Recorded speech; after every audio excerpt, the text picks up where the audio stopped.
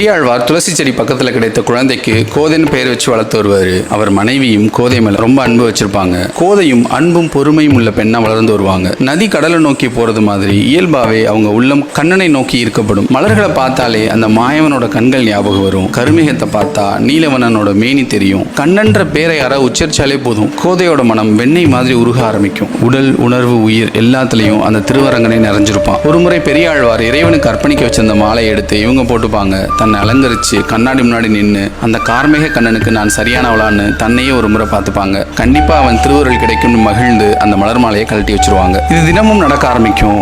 ஒரு முறை கோதை மாலை சுடும்போது பெரியாழ்வார் பார்த்துருவாரு. அவரோட வாழ்க்கையே அந்த மாலை அர்ப்பணிக்கிற திருத்தொண்டு தான். பொதுவா இறைவனுக்கு மலர் அர்ப்பணிக்கும் போது அதை முகர்ந்து கூட பார்க்க கூடாதுன்னு சொல்லுவாங்க. ஆனா கோதை அதை எடுத்து போட்டிருப்பாங்க. பெரியாழ்வாருக்கு அதை பார்த்ததும் பொறுக்காது. கோபத்துல கோதைன்னு கத்துவாரு. அது வரைக்கும் அவங்க அப்பாவை கோதை அப்படி பார்த்ததே இல்லை. பயத்துல நடுநடுங்கி நிற்பாங்க. இறைவனுக்கு அர்ப்பணிக்க வச்சிருந்த மாலையை கோதை போட்டிருந்ததை பார்த்ததும் கோபத்துல கோதையை திட்டி மாலையை கழட்டி வைக்க சொல்லுவாரு பெரியாழ்வார். கோதையும் அந்த மாலையை கழட்டி வச்சுட்டு அழுதுட்டே போயிடுவாங்க. பெரியாழ்வார் அந்த மாலையை கோவிலுக்கு அர்ப்பணிக்காம வருத்தத்திலேயே வீட்லயே இருந்துருவாரு. அன்னைக்கு இரவு திருமால் அவர் கனவுல வந்து, அன்பனே தினமும் எனக்கு மாலை கொண்டு வருவ, இன்னைக்கு ஏன் வரலன்னு கேட்பாரு. பெரியாழ்வார், எம்பெருமானே என் தொண்டுல ஒரு தவறு நடந்து போச்சு, இன்னைக்கு உங்களுக்கு கட்டி வச்சிருந்த மாலையை என் மகள் எடுத்து போட்டுக்கிட்டா மன்னிக்கணும்னு வேண்டுவாரு. உடனே திருமால், உனக்கு தெரிஞ்சது இன்னைக்கு தான், ஆனா அவள் தினமும் அப்படிதான் செய்யறா, அவள் சூடி கொடுத்த மாலை தான் எனக்கு மனம் மிகுந்ததா இருக்கு, அதனால அப்படியே தினமும் எனக்கு மாலை கொண்டு வான்னு சொல்லிட்டு போயிடுவாரு. பெரியாழ்வாருக்கு ஒரே ஆச்சரியம் ஆயிடும். தினமும் கோதை கிட்ட மாலையை சூட கொடுத்து வாங்குவாரு. அப்ப கோதையை பார்த்து, நீ என்னை ஆண்டாளேன்னு சொல்லி அனுப்பிச்சுப்பாரு. கோதைக்கு திருமண பருவம் வரும்.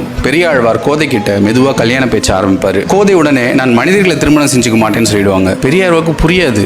வேற யாரை திருமணம் செஞ்சுக்க போறேன்னு கேட்பாரு. நான் திருவரங்கனை தான் கல்யாணம் பண்ணிக்குவேன்னு சொல்லிடுவாங்க. பெரியாழ்வார் அதிர்ச்சி ஆயிடுவாரு.